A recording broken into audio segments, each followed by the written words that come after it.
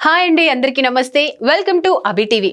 వచ్చే నెలలో అయోధ్య రామ మందిరం ప్రారంభం కానున్న నేపథ్యంలో భక్తులకు భారతీయ రైల్వే శుభవార్త చెప్పింది.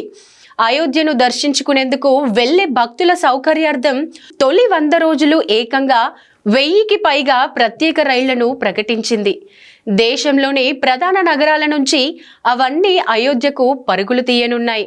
జనవరి 22న అయోధ్య రామ మందిరం ప్రారంభం కానుండగా 23న శ్రీరాముడి విగ్రహ ప్రతిష్టాపన ఉంటుంది.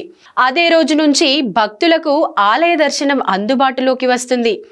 అదే నెల 19 నుంచి రైళ్లు అందుబాటులోకి వస్తాయి.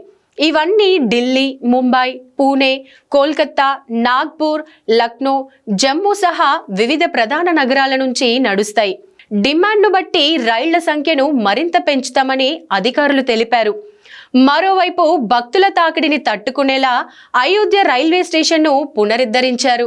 రోజుకు 50,000 మంది వరకు రాకపోకలు సాగించే అవకాశం ఉండడంతో ఆ మేరకు దాని సామర్థ్యాన్ని పెంచారు. జనవరి 15 నాటికి ఇది పూర్తిగా అందుబాటులోకి వస్తుంది.